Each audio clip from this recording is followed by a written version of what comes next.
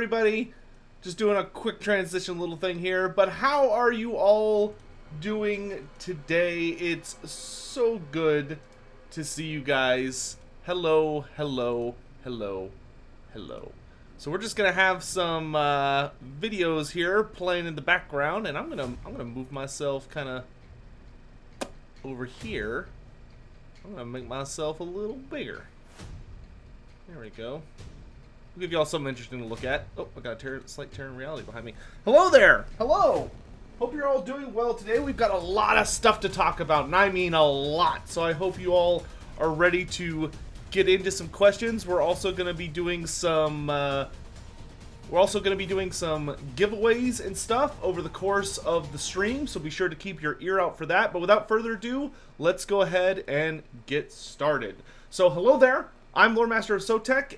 If you're not familiar with me, I am one of the premier authorities, I guess you could say, on Warhammer fantasy lore and literature. I'm involved in many aspects of the community, including the MMO, Warhammer Online, Return of Reckoning, which is what we're here to talk about today. For those unaware, or maybe needing a refresher, Return of Reckoning is a fan-made Warhammer Online private server that has been running now for 7 years.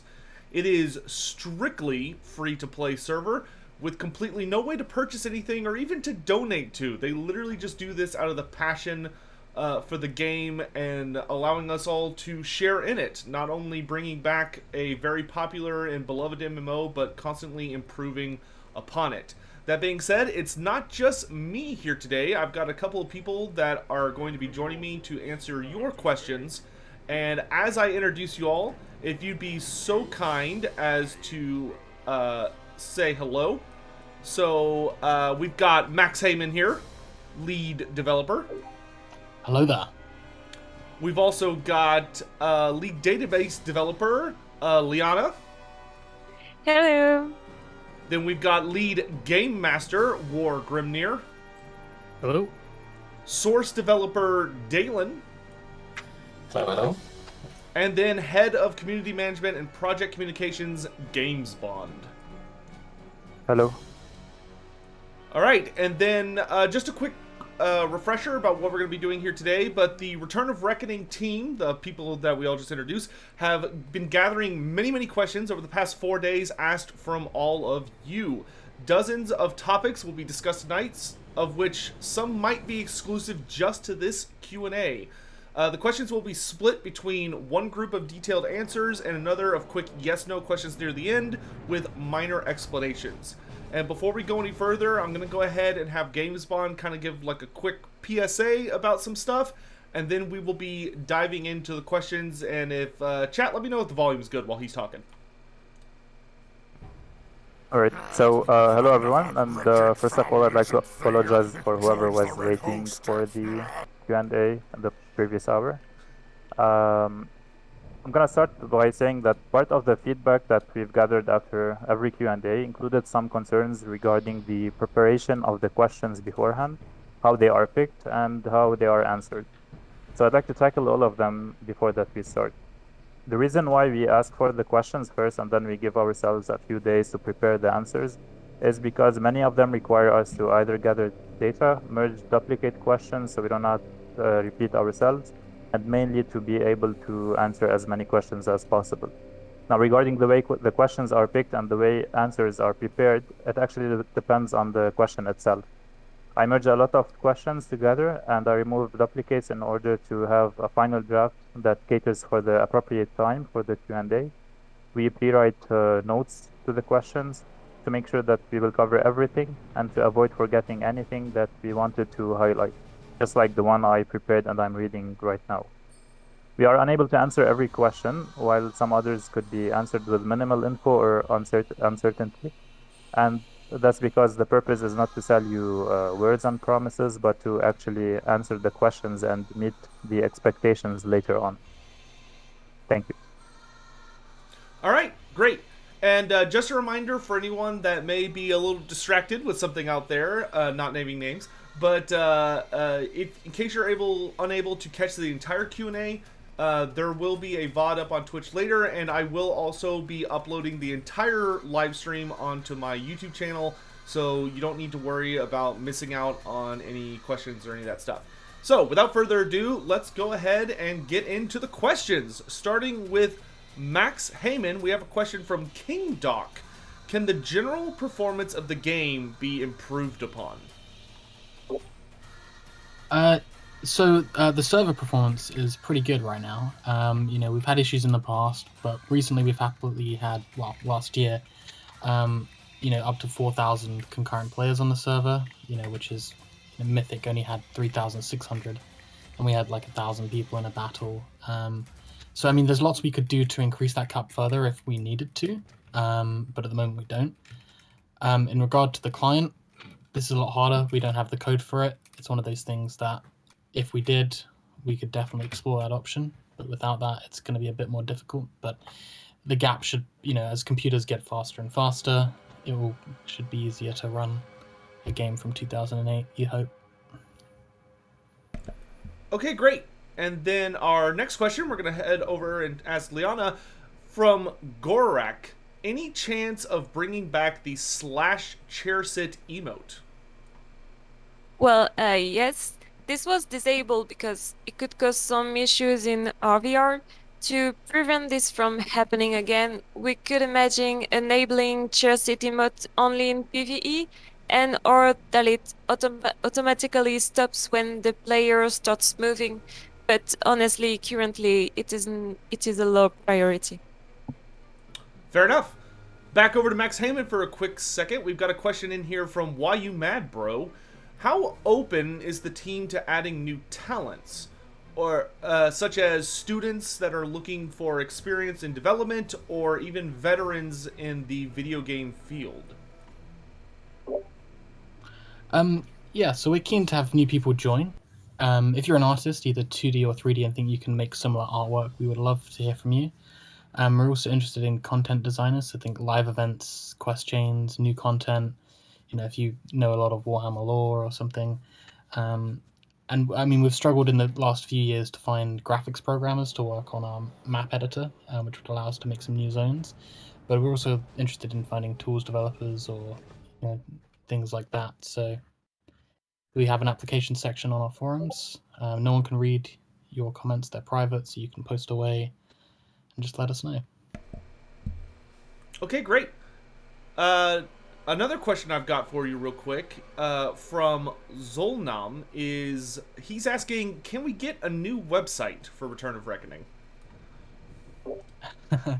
So, our current website, we had a new template designed probably a few years ago now, which made it responsive and work on mobile. So we're probably not going to update that anytime soon, just because it is still, it functions, it's modern. I think it's highly functional. The forums are easy to get to, they're quite active. But we are looking to improve it over time. The armory needs a lot more work. So part of the changes we did, we moved the web server recently, and that's going to allow us to explore those options sooner. So. All right, wonderful. Games Bond, real quick, we have a question here for, before we really keep moving and hit a lot of other questions, can you actually tell us a little bit about the trailer we showed off at the start of the stream? How did we get to the point where these trailers, these videos are now reaching well upwards of 100,000 people? I mean, well upwards. Yeah, so the MMORPG market has been focusing on going back to classic lately. So while there was a need for a new trailer to be placed on our own homepage, we also thought that it would be great to remind all these classic MMORPG lovers that, hey, there's one more game that you might have missed. So to answer your question, I believe it was successful due to a combination of reasons: the video editing, the timing, the community who engaged with the video, and of course all the viewers who kept on commenting how they've missed the game. All these together won us the YouTube algorithm, I guess, which pushed the trailer way more than we anticipated. Yeah, and I think it certainly helps that there's a lot of people who play the game have such a passionate and wonderful experience with it. I know I absolutely have a wonderful experience every time I get to sit down and play for a bit.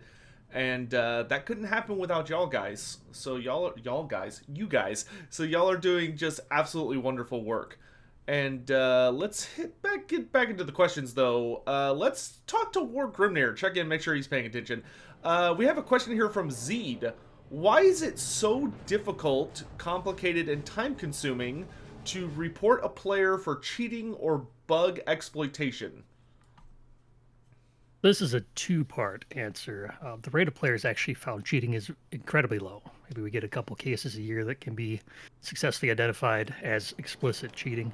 And this comes with an immediate permanent ban, so the threshold for evidence to prove cheating needs to be fair. Simple verbal accusations aren't going to cut it. We need screenshots, we need video. Tools for this stuff is very commonplace this year. And we're available to take these reports directly on the forums or on Discord. If we get credible evidence clearly demonstrated, we can take quick action on it. It is difficult, I suppose, for some people, but we need to have good evidence to be able to take drastic action against people.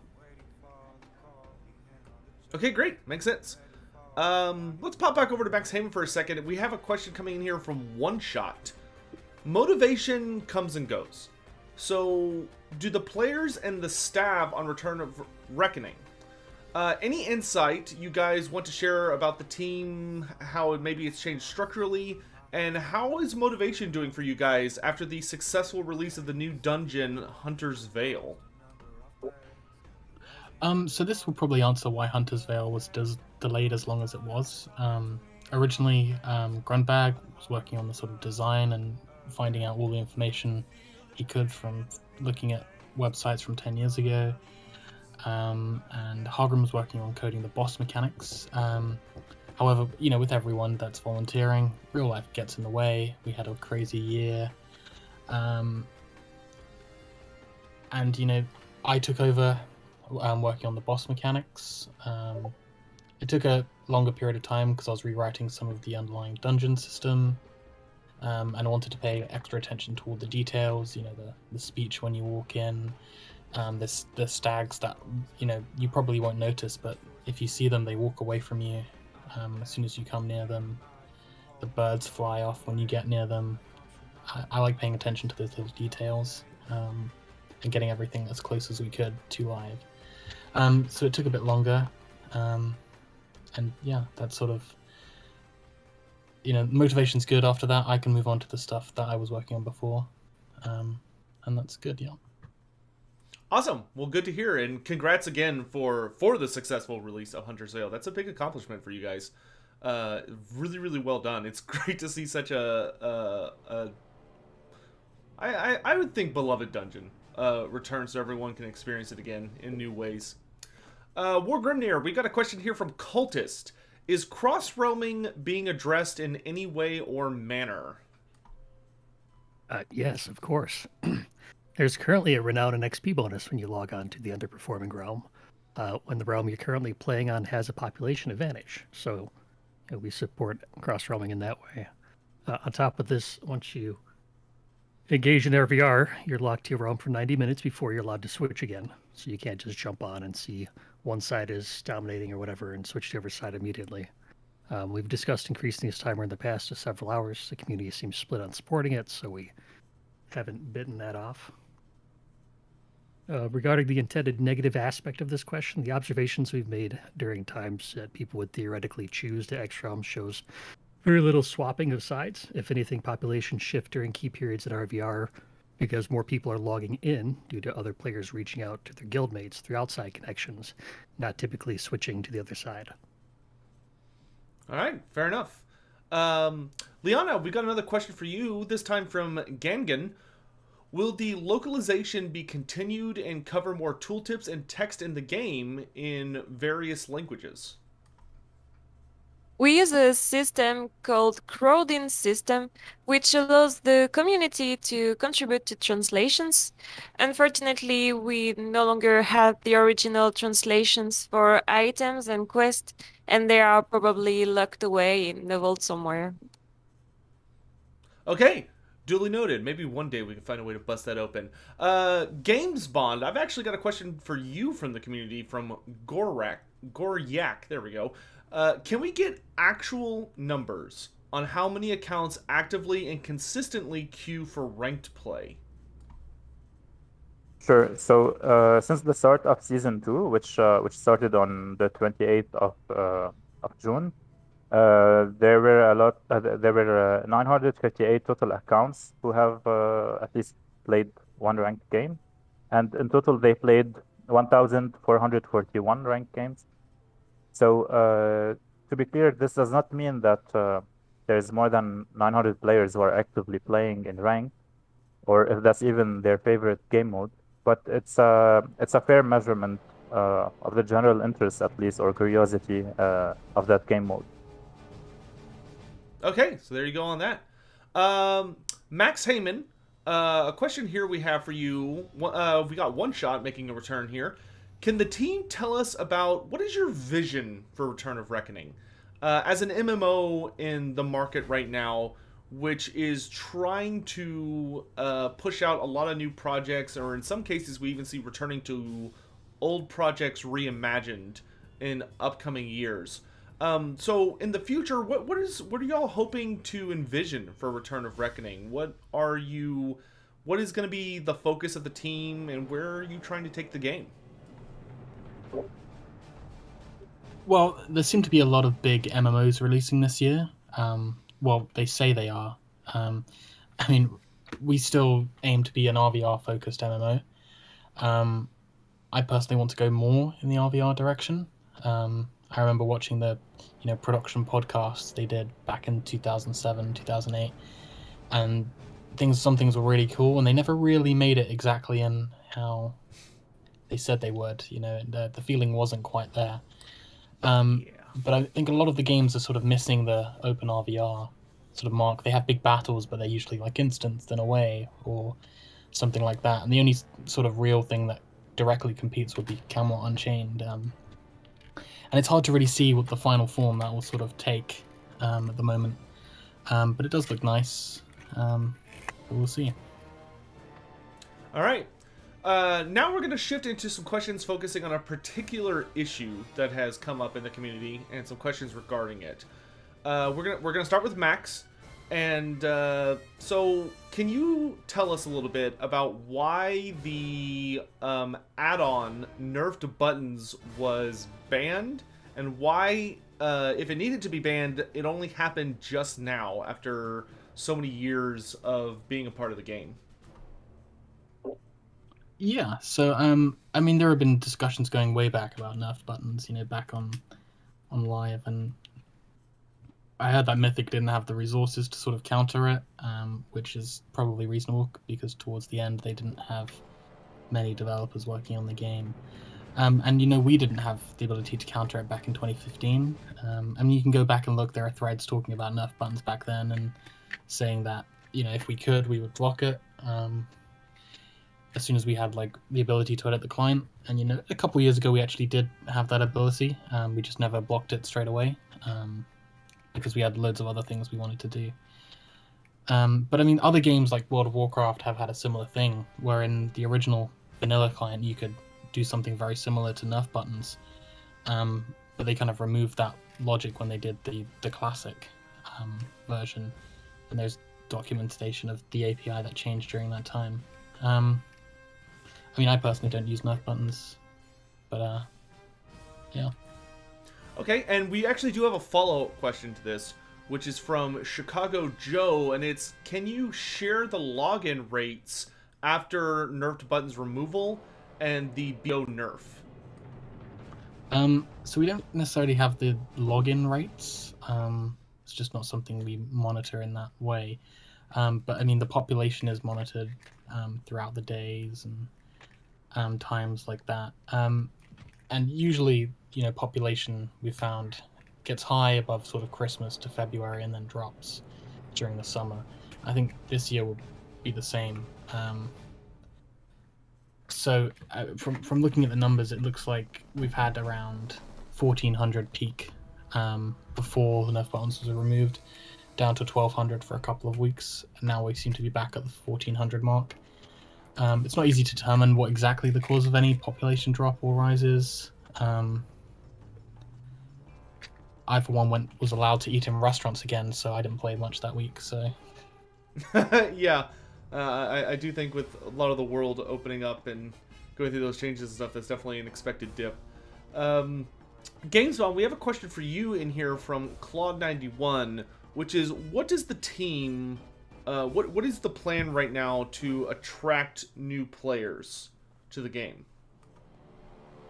Since we cannot really commercially advertise, as in having a dedicated advertising budget or partnerships to share the game, we rely on the organic reach of social platforms, Twitch streams, YouTube videos, and of course the extra spotlight that some really kind editors provide us with.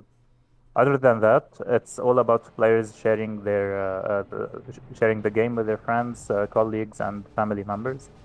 And lately, the new trailer has exposed the project to a lot of veteran MMO gamers. Okay, great. Dalen, we got a question here from KPI for you, which is, why are there some add-ons that play automatically for us, such as Miracle Growth and Gather Button, and they are allowed, but nerfed buttons is now blocked? So, I mean, Miracle Grow Remix and Gather Button, they automate a certain part of crafting, namely cultivating plants. I don't know, that's not a very big part of playing the game, and I mean it's not automating any part of PvP, so that's why we don't think there's any point in blocking these add-ons. And I mean, it's specifically like automating player actions in PvP that we think we wanted to block. Makes sense. We do have a follow-up question, though, for you from Cultist, which is there any plan to modify or revamp the new Sequencer add-on? I mean, maybe. Not decided yet. So, I mean, currently the Sequencer works more like the cast sequence macros in World of Warcraft. Like, they don't have all the options from them, but kind of work like them. I mean, we're aware that some players would prefer if it worked more like a priority list of abilities rather than a cast sequence. Maybe we will make it like that. But there's also some technical things with how the ability system works that we would probably have to look into to do that. Okay, great. War Grimner, we do have a concerned question here coming in from Chicago Joe, which is, do y'all have any way to ensure that all of the ranked teams are not covertly finding ways to use nerf buttons or similar add-ons in order to get ahead in PvP? That's a great question. I'm going to answer you. I'm going to have to slow down here for a second, Chief, because we got a whole bunch of people asking about a raffle in chat that we promised them. And I think we need the top 3 people from that sent over to GamesBomb so we can send out some rewards. Okay. Let's, we could do that. Everyone in chat, do me a favor and type in !giveaway, not !raffle, and I think we will be able to make that happen. So I'm going to go ahead and order it right now. Just type it once. Just do it once. If you do it more than once, Nightbot's going to get upset, so don't do that. Just do it once. And Did we ever talk about what we were giving away? That would probably be good. What are we giving away? So what we're giving away is a ticket for the exotic goods vendor, which has a bunch of trophies that you can only get by getting one of these tickets. So it is stuff that you can't get anywhere else. You can't earn in game. It is only from giveaways. All right, you heard the man. So if you want a chance to get a unique trophy to show off, that is literally, this is the only way to get it. Then make sure you type in that !giveaway only one time. I'll give you guys like another minute on it. Maybe we'll let War Grimner answer the question I just asked, and at the end of that, I will go ahead and do the roll for it. Yeah, sure. So you asked about making sure ranked teams aren't using Nerf buttons or whatever add-ons to cheat. Correct. So since we blocked Nerf buttons, we have had a couple of reports of people finding ways to get around it, and Dallin has done a great job at patching that up. Now, I don't consider anybody who's used Nerf buttons in the past to have been cheating. The add-on API allowed add-ons like this to exist for a good 13 years, and changes to that API to discourage the use of them are quite effective. We haven't had any recent reports about anybody bypassing it. Maybe this stuff just went into the background and disappeared, or went into people's private discords or whatever, but we don't expect that to be the case because of how it works. We're open to information that demonstrates otherwise. Mostly it looks like a perpetuated conspiracy theory, not a lot of actual practice. There were a few early attempts reported patched out. If you're being told somebody has a version of Nerf buttons that is working, you're probably being trolled. People enjoy this. They like to make you think that somebody's beating you unfairly because it entertains them to watch you worry about it. It's not real. You're just losing because the other team is better. You mean it's not just they're cheating? It's my fault. I can't. It'd just be a lot mad. easier to deal with if it was cheating, but yeah, we don't have any actual demonstration of that. Happy to get it. Send me a PM. I'll send it off to the devs. We'll get it worked on. All right, sounds great. Now, real quick before I hit this roll button, Mr. GameSpawn, how many people am I rolling for? How many winners am I selecting on this particular showdown? So we're gonna have five roles split, along this whole Q&A, but every role will have one winner. All right, so I'm rolling one time. Here we go. The winner is Froznover. Froznover. If you would please send me a message over Twitch PMs, I will make sure that you get set up with the devs. And you get your ticket. So congrats to Froznover. And we will do another roll for that in a little bit. So don't worry about typing in any more exclamation marks, because you're not going to get anything. All right, back to questions. Gainsbomb, we're still with you from Alpha. Yes, Alpha 1986.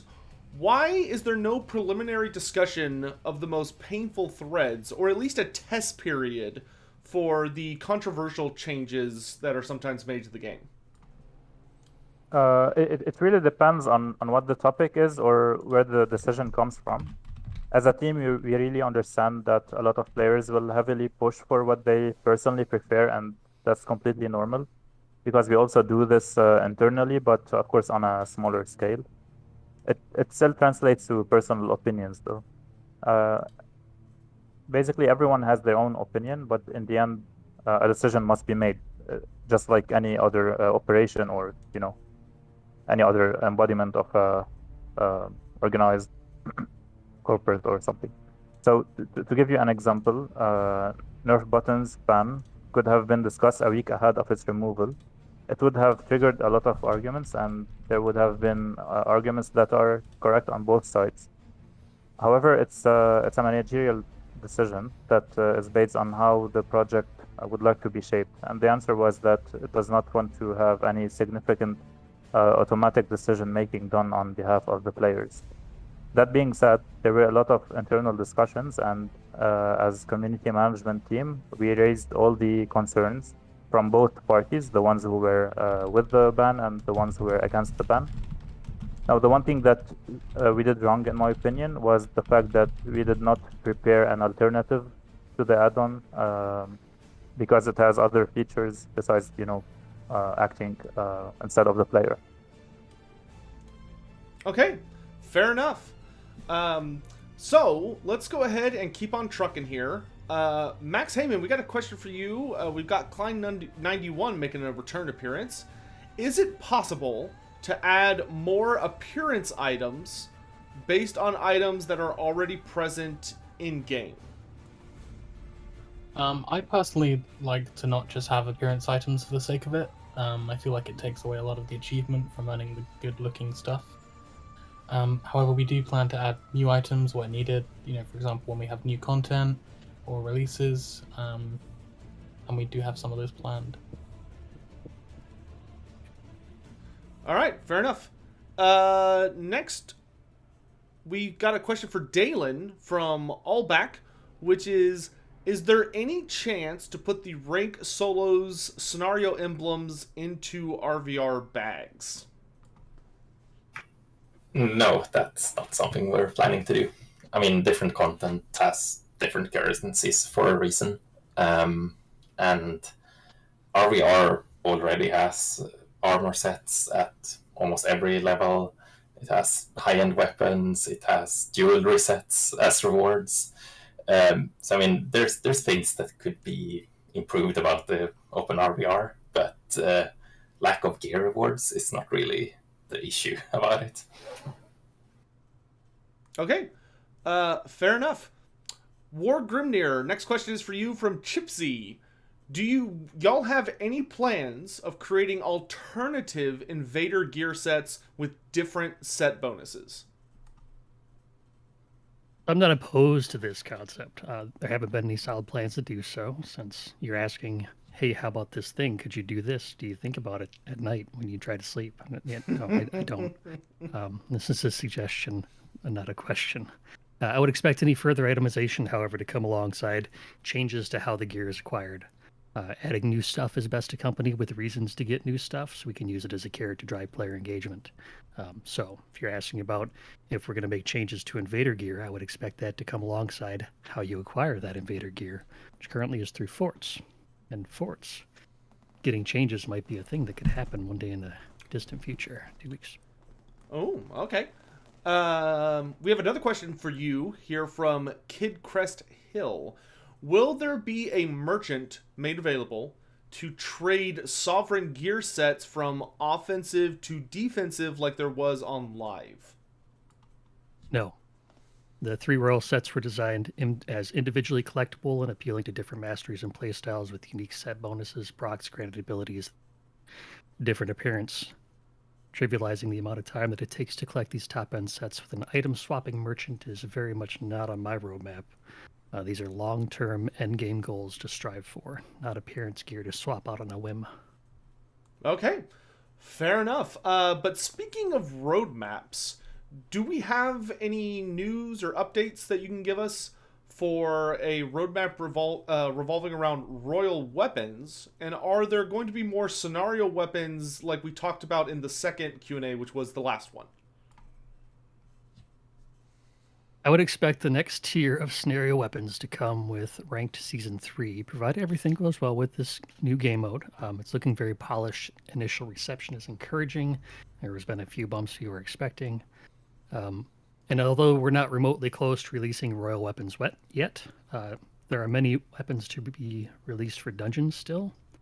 Initial notes regarding city weapons would be related to highly performing city instances and city scenarios. Keep in mind we still have Lost Vale with all the dungeon boss weapons, the epic name weapons from the World Tree boss. We have the Soul Vessel weapons from Land of the Dead. We have the named epic weapons from the Colossus of Xandri still pending release. Everything comes alongside content for release. Okay, awesome. Let's kind of pivot here and talk a little bit about some community-related questions, starting with Games Bond. We have a question here from Nalgrim, which is, will there be a special event or title or cosmetic or something for the first player who reaches Renown rank 100? Sure. So before that, I give the answer. How about we do another raffle? So Another raffle? Yeah. All right, guys. You heard the man. Type ! giveaway in chat to enter the raffle. Once again, we will be giving away a ticket that's going to allow you to acquire a unique trophy that you can only acquire by showing up to these giveaways during these Q&A streams or other future streams that may have this in the future. Type in ! giveaway just one time, so you don't upset Nightbot. It is a cruel mistress. And while people are entering for that, why don't you go ahead and answer the question for us? Sure. So there will not be a special event to the first player who hits Renown rank 100. However, there's a special title that is already present in the game.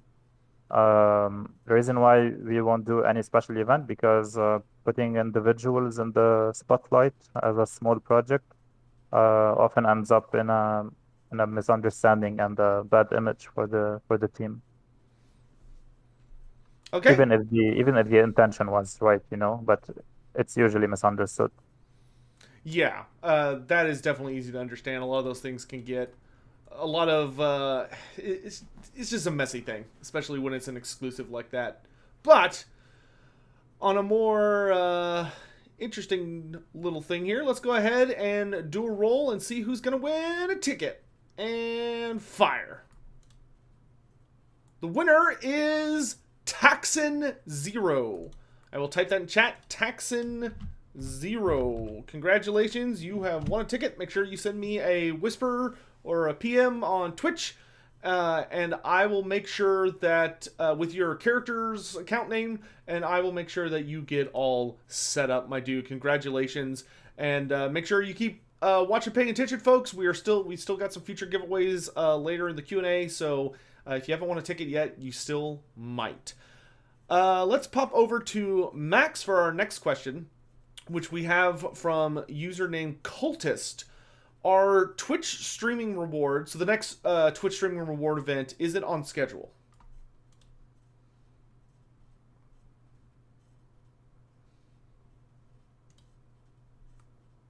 Hello, Max? Can you hear me?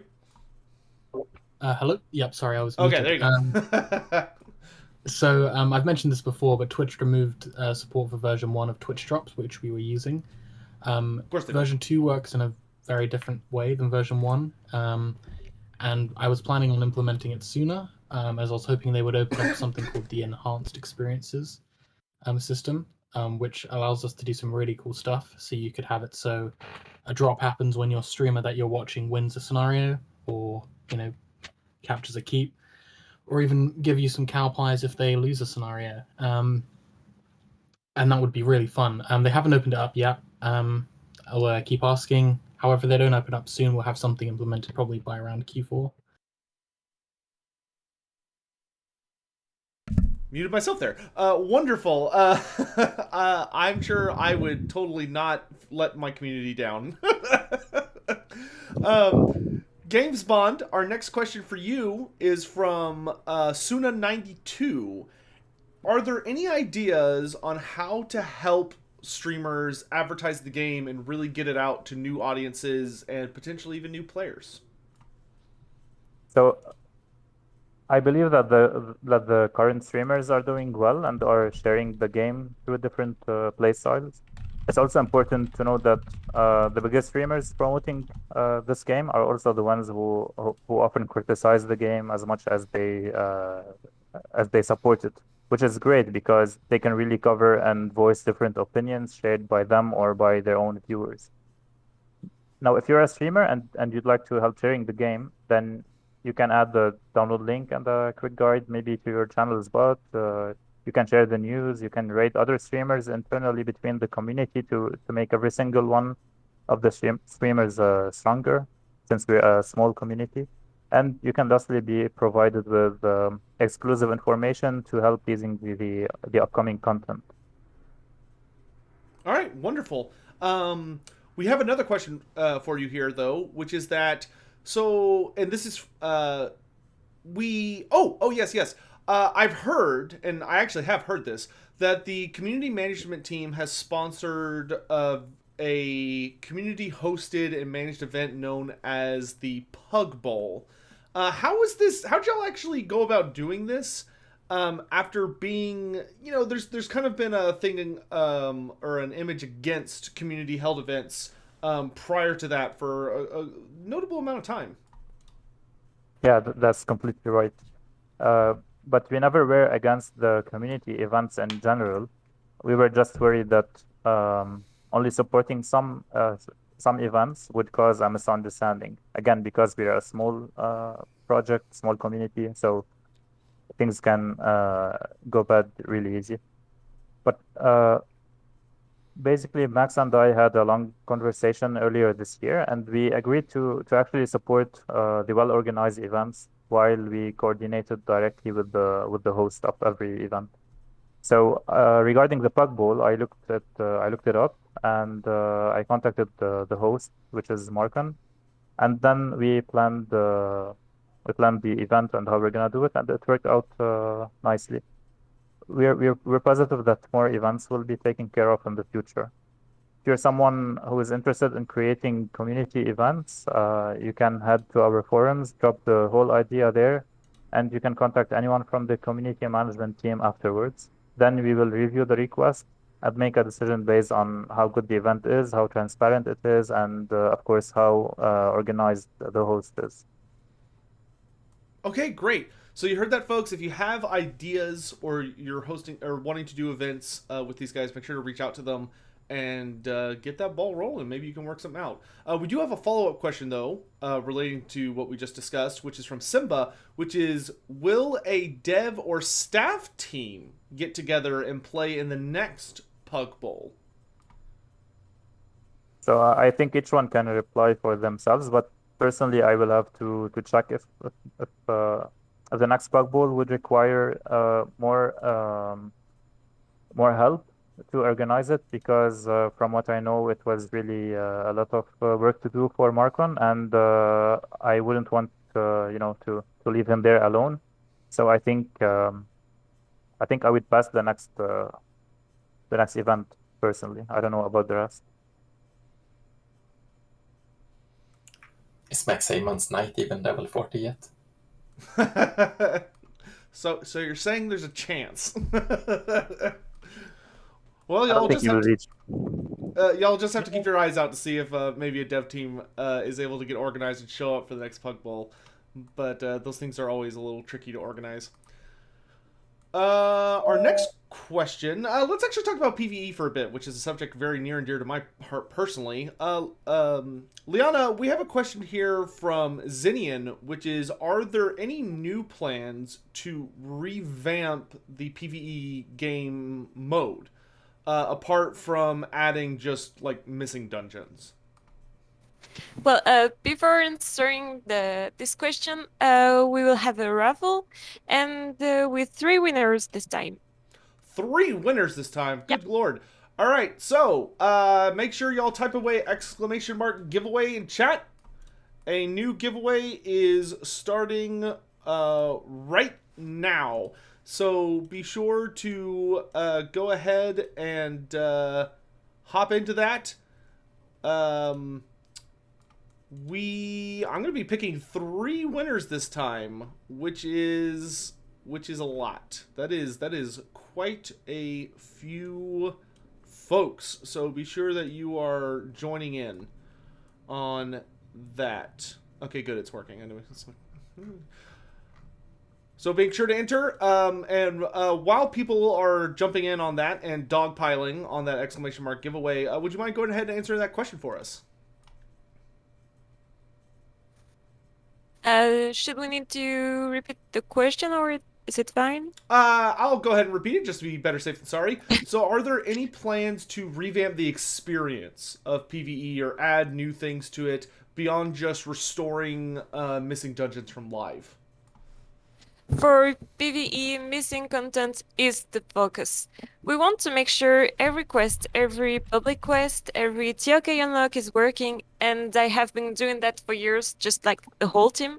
As new features are implemented, we can go in and fix the PvE content to be more like it is meant to be, which usually means like it was on Mythic.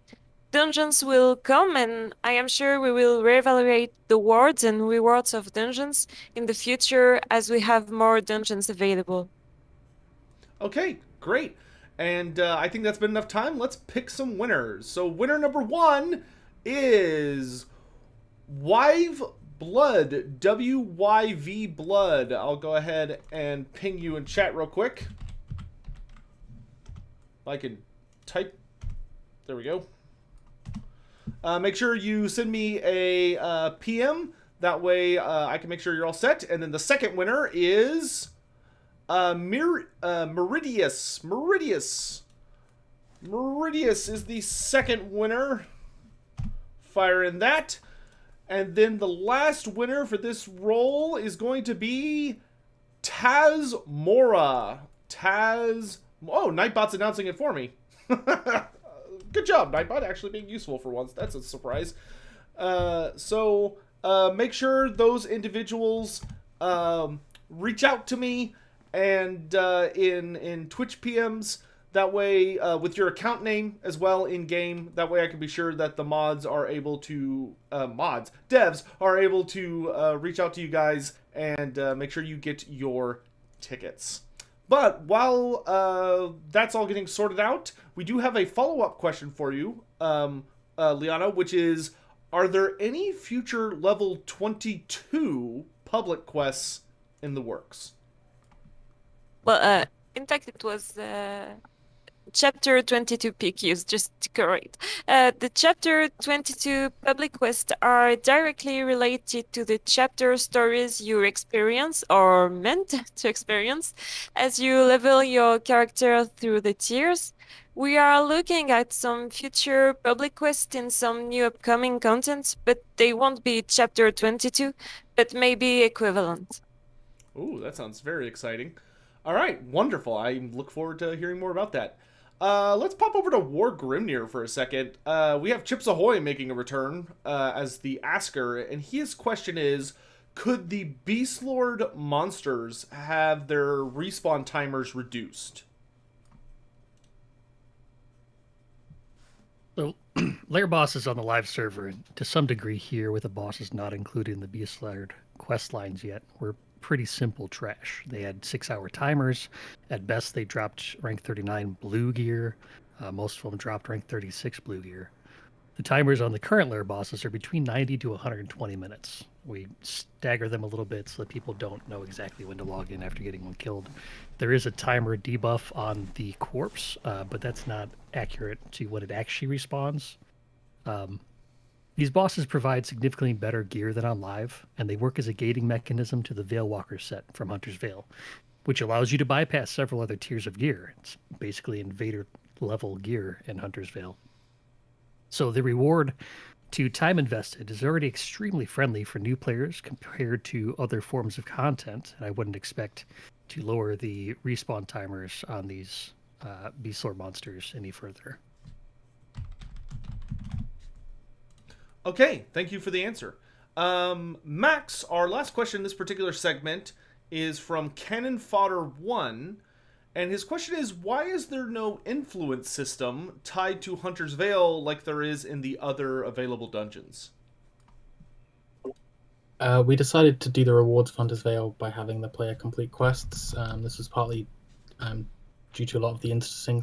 It was partly because of the instancing dungeon system that we changed, and it allowed us to do certain things such as relogging into dungeons, which reforms the player's group, better restore the dungeons when the state of the dungeon, when the server restarts, or if a player wishes to resume the dungeon at a later date, which previously would cause the dungeon to not break and not be able to be completed. This also allowed us to build upon some of the rich lore in the zone in the form of quest text, sort of match that nice, rich lore feeling Hunter's Veil has. And yeah.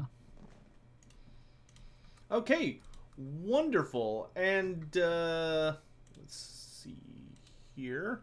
Our next question. There we go. Has to go. Let's talk about some RVR stuff. Starting with Dalen, we have Suana92 asking, can we expect any system that buffs the side that is not able to reach the opposing city after, say, a week, for an example? So before I answer that, let's do 3 more raffles. Oh my gosh, 3 more. Okay, so chat, whenever you're ready, type in !giveaway to be entered. And while he's answering that, you'll have your opportunity to hop in. And we're going to be picking 3 more winners. And in the meantime, Dalen, if you go ahead and answer the question for us. Yeah. So it's not really something we have planned. I mean, we'll see if we do it as part of some bigger revamp of the campaign system and so on. There was, like Max previously mentioned, a bit about actually implementing some of the stuff Mythic had planned, but that never made it into the final game.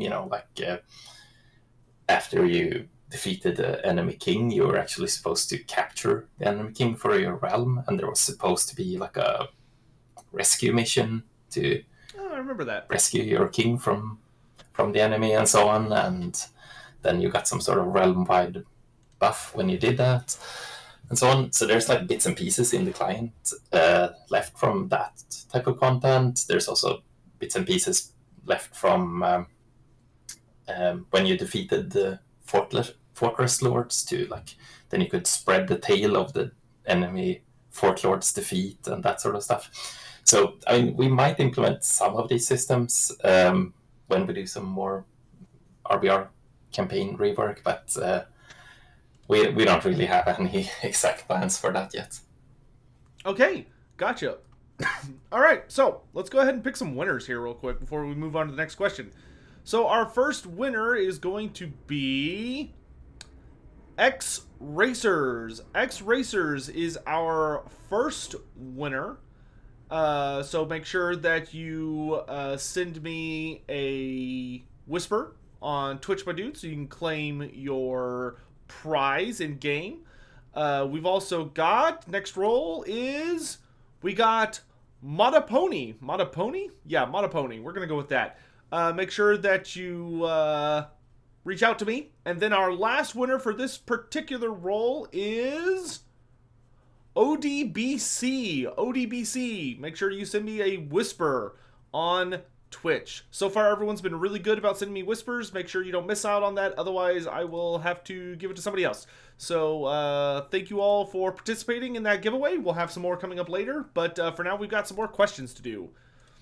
We have another question, actually, for Dalen, from the same person, Soana92, which is, can we expect any system that makes fights against organized warbands with almost the same MMR in cities possible? Possibly in the future. So, I mean, there's a couple of things that would need to be fixed for this to work. I mean, first of all, to do any sort of matchmaking, you would need to spawn multiple instances at the same time, not spawn the instances as soon as there's someone to fight against, as the system does now. But to do that, we would probably have to make some improvements to how the city queue system and the warband works. So currently, as you all know, if a member disconnects or leaves the warband, you leave the queue. Back on live, there was actually support for offline warband members. So I think that's something we would probably have to implement support for. So if a player would disconnect or crash just before it's firing off the instances, you're not. I mean, the whole warband wouldn't get screwed, and you could still get matched with the proper instance. And that when that player logs back in, they can just log straight into the city instance and that sort of stuff. So there's a couple of things like that would need to be fixed first. But then, yeah, sure. If I think that, balanced fights are probably more fun for everyone than top warbands stomping the less organized warbands. I would say that's probably true. We do have a follow-up question, actually, from Goryak, which is, any intent on further preventing city dodging by creating a new queuing system that perhaps kicks off all cities at the same time after the player's queue, instead of the current kind of tower falling system, one after the other starting? Yeah, so I mean, that one kind of ties into the last question, really, and it's kind of the same issues there with that. Yeah, we would definitely need this offline warband member support. So to stay in queue, even if you would crash shortly before it kicks off the instances. All right, wonderful. Our next question is for War Grimnir from Mikfez. Do the devs consider the current system for forts and cities to be working as planned?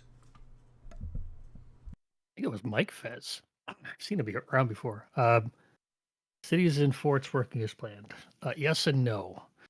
The initial plans for forts and cities were a bit more extensive than what we have implemented. They were brought to a highly functional state over several months of effort between multiple devs, which is kind of grating on the player base. Development will to iterate on content you've been bashing your head against for, tends to fade after a while. So, the player base itself doesn't tolerate exceptionally long periods of difficult change either. So we brought everything up to a point that we found acceptable and worked and was generally bug free and didn't crash and everybody was able to complete every time. And it's been working well. The winds always change. Leaves us with content to return to in the future. Unfortunately, that will mean ripping off old band-aids, which isn't exactly a fun job for new devs to take over from old devs that are no longer with us. But that is part of constantly growing the game. All right. We do have a follow-up question for you. This one is from Cultist, which is, in your opinion, why is it so hard for Destruction to seem to defend or push a fort? Do you think there's maybe any possible causes behind this proposed issue? Destruction was defending a lot of forts. Pushing forts, the populist Destro answer of the week would be that broadhead arrow stacking is holding everyone back. The meta commentary is usually something related to realm organization over a specific class balance. Low effort, AoE overperforming combined with a realm lacking leadership to adapt to it on the fly will always cause problems. I think it's a bit of both. Whether or not something should be done about it and by who is a different question. Forts in the end are large keeps with enforced population limits, and there's nothing stopping Order players from overloading keeps in the lakes with enough Shadow Warriors to darken the sun under a hail of broadhead arrows. We don't see them in RVR to such great effect. There's no stone wall of Shadow Warriors until the fort, which means they're logging in specifically to dominate in that content. So do we put a cap on how many of a particular class is allowed in to forts? If it were the arrows, wouldn't RVR be a continuous funnel of Destro deaths at every keep? If Broadhead Arrow were directly responsible and it hasn't seen change in over a year, why now? There's a broader picture of what's going on. Surface level examination tends to reach for the easiest and most direct answer to try and change things. In the end, player coordination will overcome almost any measured, reasonable change we make. Otherwise, it would take some very large and unreasonable changes to force the issue. All right. Got it. There's your answer to that, folks. Next up, we've got a question for Max from Alpha1986 making his return, which is, do you plan on changing the structures of forts and cities in the future? Yes, we do. We spoke about using new siege weapons in fort battles, which we are interested in doing. We are looking to have a keep and fort tweaking session soon, where we go over some of the mechanics. And nothing is set in stone, but I would like the end goal for like a realm in RVR to actually own the other city. Chaos taking over Altdorf, Empire taking over the inevitable city, and we can have them spawned up as if the other side actually owned it, implement some sort of side public quest from the original city sieges, and we've recovered the old data, the old maps of how they existed before the RVR versions. And it's probably something that could come into fruition once we start looking at cities again. So, yes, something. Okay, great. From there, we're actually going to bounce into some quality of life questions. And our first one is from Liana, which is from Cannon Fodder 1. His question is, can we please add dungeon maps for the newbie players' quality of life when they're heading into these new experiences? Well, once again, before answering the question, there will be a raffle with 3 winners again. Oh my gosh, okay.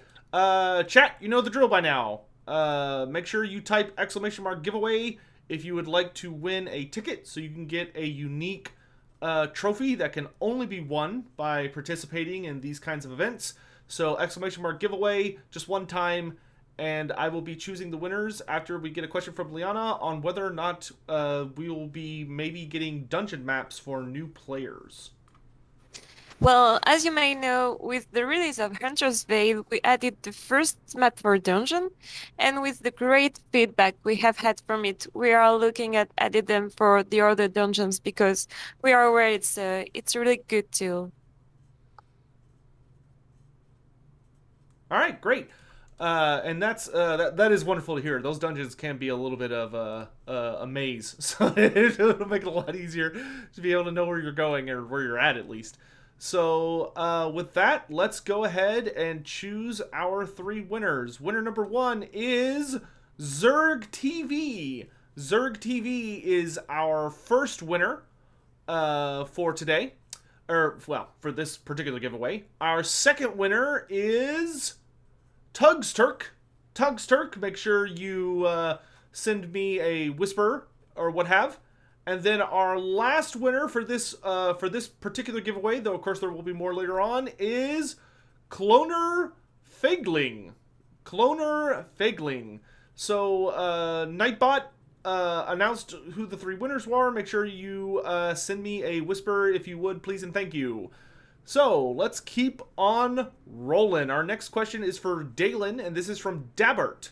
Dabbert asks, with the increase in shard drop rate, will the team consider adding boots or gloves to kill drops and making them bind on equip like they were on live? So I assume this is about like the Sovereign and Warlord boots and gloves that he's wondering about. And no, it's unlikely that we'll do that. I mean, they were only made to drop from kills right at the end of the live servers, when Sovereign had been nerfed to like a RR65 set, and they had added like Doomflayer and Warpforged, so 2 more tiers of higher sets. When Sovereign was the best armor set in the game, like it is on Return of Reckoning, then it didn't drop from player kills. So it's unlikely that we'll do that. Okay, wonderful. And just a quick heads up, folks, I am still needing to hear from 2 of the winners that I announced just a hot second ago. So, let's see, who were those 2? Tugs Turk and Zerg TV. Make sure you send me a whisper. Tugs Turk and Zerg TV. Please make sure that you send me... Oh, there's Tugs Turk. So Zerg TV, please make sure that you send me a whisper. All right, our last question for the quality of life section, at least this part of it, is for Liana, which is from My Bulldozer. He asks, both outer postern doors at Thick Buck Pick, which is, for anyone confused, to keep in the Badlands, are facing the Order War Camp, making easy access for Order. Could they have a outer postern facing the Destro War Camp at Thickmuck to try and level the playing field in that particular issue? Well, I'm afraid it would be difficult to add this postern correctly, but I personally think this kit is missing an outer postern on one side. This is not really to me a question of real mech quality, but a question of general quality. Indeed, you are meant to be able to find outer posterns evenly distributed around the keep, mainly for a keep like this one with outer walls that surround the whole keep. Okay, thank you for the answer. Alright, so now we're heading into some really fun questions, which these questions have to pertain to possibilities, things we might see in the future. And our first question, which is from the returning asker one-shot, is for Max. And this question is, can world editing happen more freely now after we saw the addition of the Garden of Quaff being purely homemade? and a brand new addition to the game's world. Could we maybe see more things like that? Yeah, we've expanded our game building functionality. The garden was our first big object that we imported into the game, and we've been building many bigger pieces, which we weren't able to do a few years ago. And we can get these models into the game really fast now, to the point where we make the model in the 3D tool and we can click one button, it's in game, and we can see it. So we can really move fast on these things now. Okay, great. I look forward to seeing what y'all going to be creating for that. We do have another question for you here from Zinnian, which is, with Ranked Season 2 being released and The Hunter's Veil, what's the next big project that y'all are thinking of maybe taking on apart from, just the usual bug fixing? Yep. We finally released Ranked Season 2 and Hunter's Veil. We were a bit behind schedule, and I hope it was worth it in the end. We're working on sort of two big projects for the future, one of which has been worked on for a while, but that will be my primary focus for a little bit. We have a release date in mind, but we're keeping this just to ourselves, but it will be truly, truly beautiful. And the other part is Land of the Dead, the Necropolis of Xandri part, the open world area, not the dungeon, is what we're also looking at working on. And yeah. Okay, and I'm going to go ahead and say that probably answers our follow-up question from Vry, but just in case you want to add anything onto that, their particular question was that, A, if you've started working on the Land of the Dead, and B, do y'all even have like a vague ballpark of when that may be released? So the short answer is kind of. We initially had done some work on the public quests. However, we feel that the Land of the Dead was released when it was released back in 2009, that it was too focused on PvE, still chasing World of Warcraft, when what really made Warhammer and Dark Age of Camelot great was the open RVR. So we're trying to sort of redesign how some of it worked to make it a real RVR zone, whilst keeping all of the really cool Tomb Kings features and the unique world bosses. So we don't have a fixed release date for the Land of the Dead. We plan to release the Necropolis of Xandri and Tomb of the Vulture Lords separately. And we're also looking at adding the Pyramid of Cetra from Wrath of Heroes with a sort of new mechanic. But we are working on that is going to be one of the things we're focusing on. That sounds very exciting. I can't wait to hear more updates on that in the future. Our next question is for Dalen from Bagdoglio. There we go. That sounds a little better. Is there any plans to remove solo queues from the City Siege scenario? Yeah, so I mean, this is something we might try out for a while at least. That we have discussed, so that you have to form like a 6-man at least to be able to queue up as a group instead of queuing up solo. I mean, the system already kind of prioritizes warbands and 12-mans and 6-mans before solars, but yeah, we might actually enforce that at least for a while and try it out. Okay, so maybe an interesting experiment coming up in the future.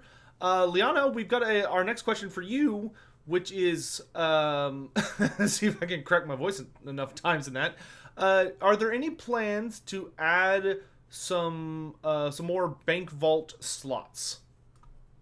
Well, not right away. We need to work out if we can actually get it to work first. Okay, fair enough. We do have a follow-up question. Chicago Joe here returning, which is it possible to add an account-related vault with shared currency between characters? We haven't looked into the specifics, but it should be possible it's in some way. However, the motivation will come if we can perhaps decide how the shared items would work. What items would be shared? Maybe someone could make a forum thread about it to give us some ideas. Okay, so for anyone that has thoughts on that, make sure you pop over to the forums and get busy suggesting ideas and chatting with your fellow players. Next up, Max Heyman. We've got Dabbert swinging back here with a question, which is, are there any plans to merge the ward saves and unlocks from PvE and OpenRVR similar to live, or at least eventually?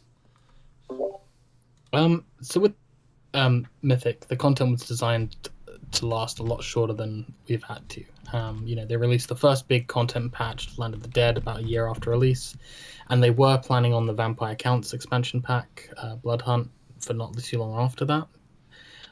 Meaning they didn't mean for all the dungeons before that to last longer than really a year, and we haven't had that luxury. So we've had to make it last a lot longer, like 7 years.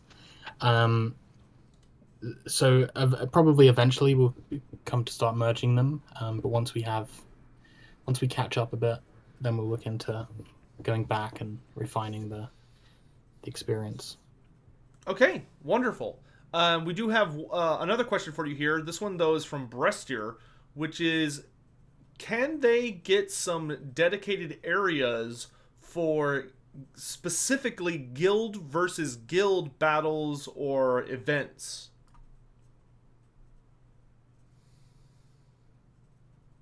I think you're muted, Max. Yep. So it's possible, but I think the problem would be organizing these would be a bit hard and would mean they'll be infrequent. We have the group ranked queues at the moment. I'm not sure on the statistics of those, but from before they weren't the most easiest to set up. One thing we have considered is building on the guild keep ownership system a bit more, making keeps feel a bit more like guild homes. So we're thinking about making keeps attackable anytime. It's something we've sort of been spitballing about, and really making the keep feel like a guild sort of own place. Okay, wonderful. So this is going to be the last kind of full Q&A section. Then we're going to be diving into faster response questions. But this last section revolves around balance. And our first question here is for Max, and it's from iDrop. And he asks, does the team still aim at delivering big balance patches at the end of every season? I've been asked to do 4 raffles first. 4 raffles first? 4. Okay, we are stepping it up. Chat, you know the drill. Make sure that you are typing in exclamation mark giveaway, exclamation mark giveaway, just one time, to have your chance to win a ticket so that you can have a unique trophy that no one else in the game is going to have except for other winners of these giveaways. This is the only place you can get it, so make sure that you are hopping on that bandwagon. While we're waiting for everyone to enter, if Max could go ahead and answer the question for us of, do y'all still plan on delivering big balance patches at the end of each season? Yeah, well, we don't want to put strict dates on them, but we want to aim for it to be around the same time.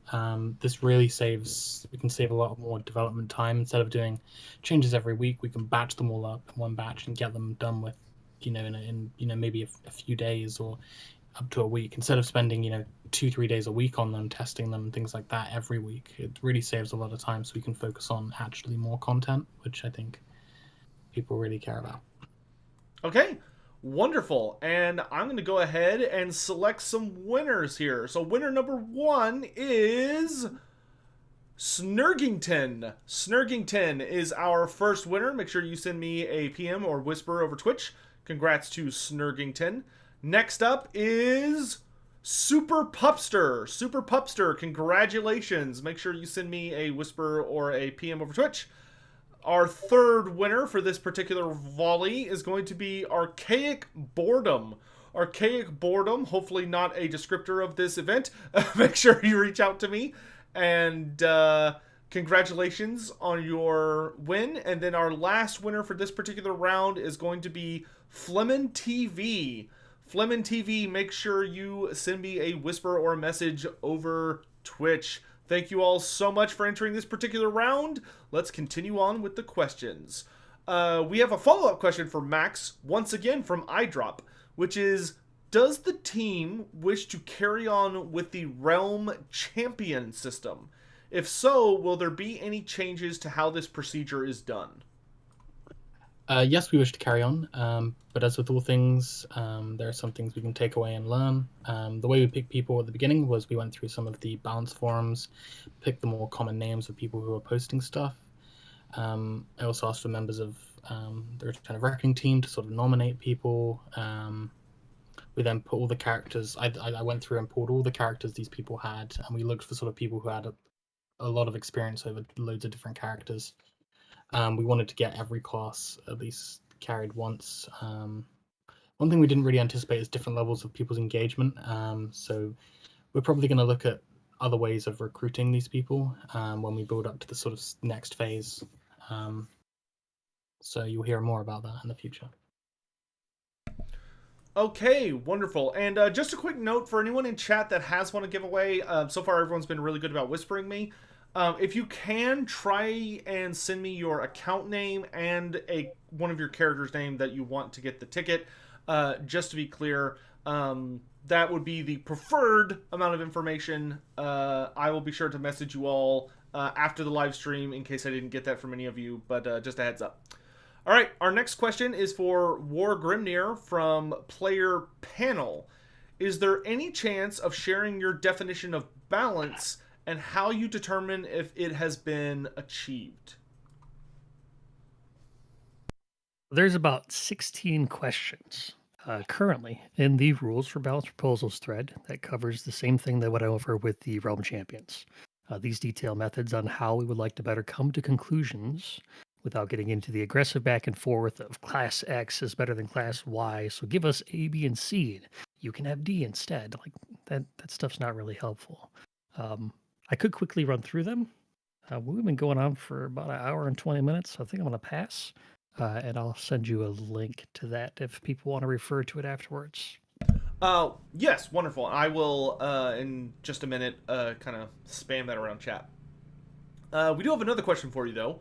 This one's from Ravzar, which is very few classes have multiple functional specs and are more set into one style or spec, at least in...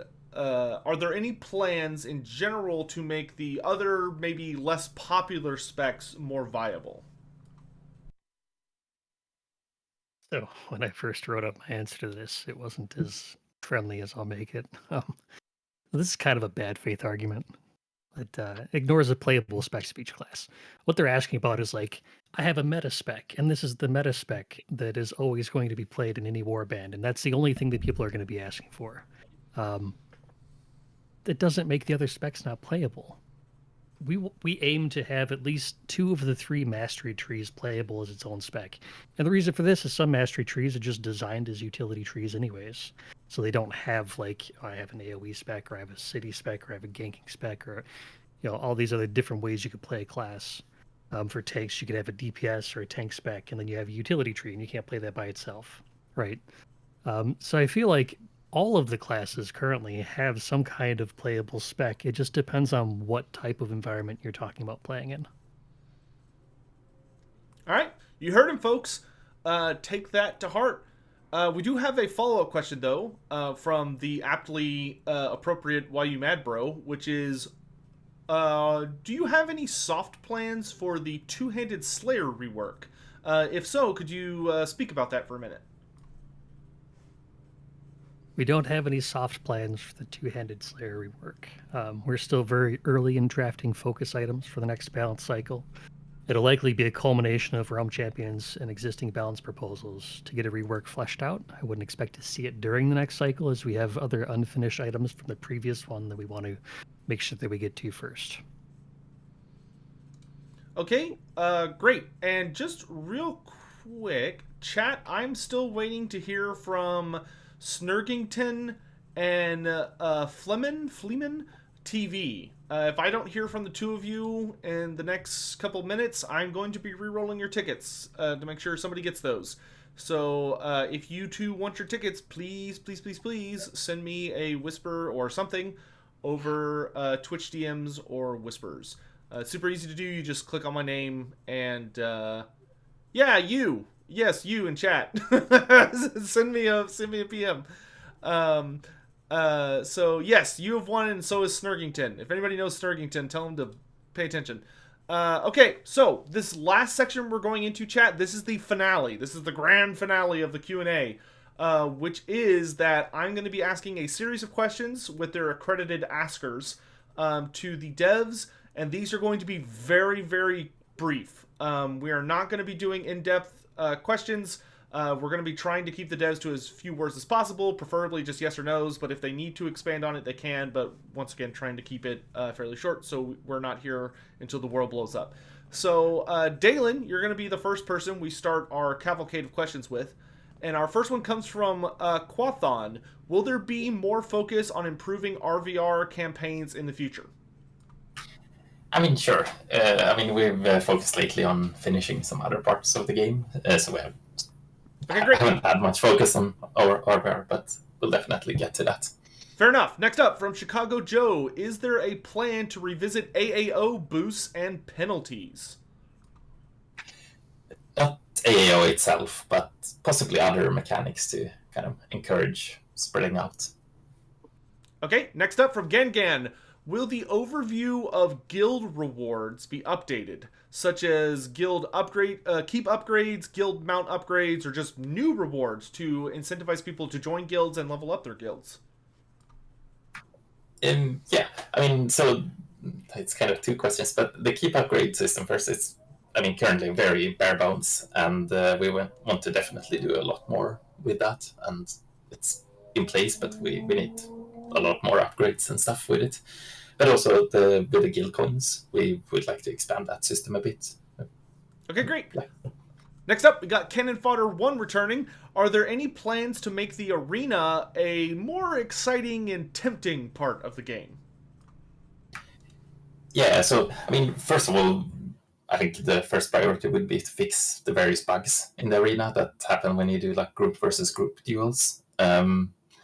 Then there were initially a bunch of other plans for the arena, but currently they're probably a bit lower priority. Okay, our next question for you is from Tosher85. Any chance you could add a blacklist to solo ranked? No, that's not something we've planned, at least. Also, we don't want to impose way too many restrictions on when it can't create scenario pops, as then there just wouldn't be any pops. Fair enough. And our last question for you is from Zolnum. Are there any trackers for city sieges and forts that the team could rely on when it comes to balance? We do have some logs and records and stuff of city sieges and forts, but that's just one of the factors. When it comes to balance decisions, we factor a lot of other things into that as well. All right, great. Thank you for answering those questions. Now we are on to War Grimnir for the short question and answers. Our first question for you is from Navis. Is there new scenario gear coming?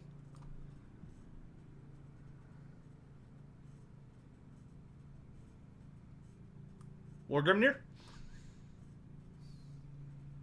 Oh, do you have to step away for a minute? Muted, maybe? No, I unmuted. Ah, there we go. So season 2 just released. I'm guessing this question came up before it, so we did. Okay, wonderful. Next up, Yeehaw asks, are there any plans to address Shadow Warrior's broadhead arrow ability? I feel like we've talked about this. Not immediately. It will probably come up for discussion for the Realm Champs through this next rank season. Okay, next up from Gengan. Any plans on reworking some of the more or less useful tactics? The low-level core tactics are typically not intended to be used at high levels. That's why you get them at like level 11, 13, 15. The mastery tactics that are bad, we will definitely address to make sure that those are worth specking points into. Okay, next up from Evil Spinry. Is there a plan to review the previous nerf of the White Lion Bleeds, which drastically affected the single target damage for it? Nope, the only thing we currently have for White Lion is pet pathing and bug fixing. Okay, Sinisterror, are there any plans to reduce AoE cap back to 9 whilst making all melee DPS classes being really able to participate in large-scale fights? No.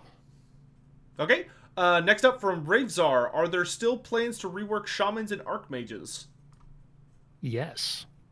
Okay, up next from Tesk, are there plans to review the Slayer's insane damage output and its rampage ability? When we review the class, we will take a look at that. Okay, next up we got Med V. Will you be looking into the Sorceress / Bright Wizard to make them more viable in ranked play? Ranked is not a direct factor for balance decisions. Alright, next up we've got Orontes. Do the devs have any future plans for the Melee Squig Herder? Nope, that's where we want it to be. Okay, Everden asks, are there any plans to make Get to T'Chapa consume the rage of the Choppa so it won't be as spammable? No. Alright, we got Orontes popping back up again. Given Napalm and Mist were both independently nerfed, will devs consider returning pet bonus damage to the prior 40% model? These changes were not directly related to each other. They were done independently of each other. Okay, and then our last question for you comes from Chipsy, which is, do you think y'all will ever ditch the flat stack tactics? This is very possible. Flat stack tactics are too often a required tactic rather than an interesting option like tactics are supposed to be. Okay, thank you so much for answering those questions, and the final person we'll be chatting with is Max Heyman.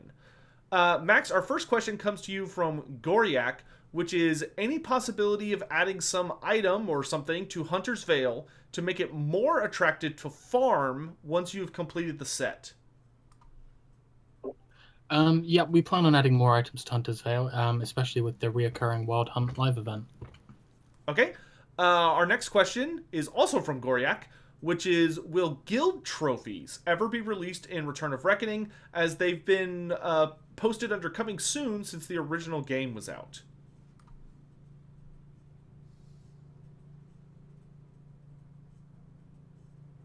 You muted? So this is something we would have to, get working. It could have been really easy for Mythic to sort of get it working, but they left some crucial parts, which is going to make it very hard to get us working exactly how Mythic intended for it to work. Gotcha. Typical Mythic. Our next question comes up from Tesk. Will we be able to craft armor sometime in the future? It would be something that might fit well with the blacksmithing UI, depending on how we can fit that in. Okay, well, that would be exciting. Our next question comes from Treef AM. Will White Lions ever receive a dual wield option? I mean, before we sort of consider it, we would need to sort of see if the proper animations exist. We might need to rebuild some of the weapons, see how it fits in lore, how to build the actual abilities. So many variables to give a definite answer, but it's definitely not immediately on the radar. Okay, and then our last question is from Jinian, which is, are you working on any brand new content you can tell us about or hint to us about that y'all made yourselves? We are working on new content, and all I can say is it looks truly, truly beautiful. I cannot wait to see what it is. And that is it. That is our final question. I am going to do one last roll on the giveaway because I never heard back from one of the people, despite pinging them many, many times. So I'm going to do one last roll, and then we are all done. So chat, if y'all want to go ahead and type in !giveaway to win that last one. While I thank all the devs, thank you all so much for coming out. This was an absolute blast. If y'all have any closing words or thoughts, feel free to chime them in. But this was wonderful. Thank you for having me out, and thank you all so much for coming by. What if instead Thank of you. having one last Yeah. roll, we have 5? 5 last rolls. Yeah, how about that? Is that plus the guy we're missing, or with the guy we're missing? Yes. Okay, so 5. But we're doing 5 last giveaways because the devs are just truly generous. But yes, thank you all so much for coming by. This was a lot of fun. All right, chat, get in those things. If there's any closing thoughts, anybody? Going once. Well, I just want to thank everyone for joining and participating in the chat and the giveaways. And I hope we answered as many questions as possible and as clearly as possible, with the regards that I mentioned earlier, that some questions may or may not be answered fully, and that's as a precaution for whatever we have in the future or whatever we can do in the future. Fair enough. And just a quick note, for anyone in chat that maybe stumbled into this, maybe you're from my community or from somewhere else on Twitch and you're like, what the hell is going on? If you have never heard of Return of Reckoning, you should check it out. I think we actually have an ! ROR command, but I probably would not use it in chat right now because chat's very busy. But feel free to get the game. It's totally free to play, and it's a wonderful experience. I can attest to it. It's got all sorts of wonderful things to play. If you missed any parts of the Q&A, the VOD will be live for anybody to watch. You don't have to be a subscriber or anything like that. And I will also be uploading the VOD onto YouTube as a big standalone video. And my green screen is going a bit crazy. That's okay, we're almost done. And so thank you all so much for joining us. I'm going to go ahead and roll for the last 5 winners of their tickets. Just a reminder, if you did win, please send me your account name for Return of Reckoning, as well as one of your character names that you want to receive the ticket. So without further ado, let's go ahead and roll the last 5 people. First winner is Tropical ROR, Tropical Roar, one of those two. So Tropical Roar, thank you so much for being here, and congratulations on your win. Next up is Kreborg. Kreborg, thank you very, very much for being here. Congratulations on your win. Our third person is the Russian Santa. The Russian Santa, congratulations on your win.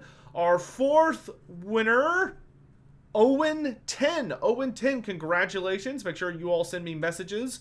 And the final giveaway winner for today is none other than Dick Bill. Perfect. So thank you all so much for participating in the giveaways and coming by for the Q&A. This was a blast. This is the third one that we've done. I will actually have a playlist of them on my YouTube channel if you ever want to have an interest in checking out the past Q&As as we continue to improve on the format and learn more about the game and the devs and how they are working upon and building this amazing project. I do have a link that hopefully War Grimner will be sending over to me in just a minute that I will be posting in chat as I'm kind of like playing the outro music and everything for anyone that wants to check out what he talked about earlier. And I will also have that included in the pinned or the description and the pinned comment when I make this into a YouTube video, so you have easy access to that. Thank you all again so much for watching. Thank you for joining me. I know a lot of people in my chat are curious if I'll be streaming later today, maybe this evening. I've got to run errands and do things in the real world, so I gotta take care of some stuff. I'm gonna go ahead and play some outro music. Thank you all very, very much for watching. I hope you all have a wonderful day, and we will see you guys around. Please enjoy the music, and I'll catch you guys next time. Thanks for watching, dudes.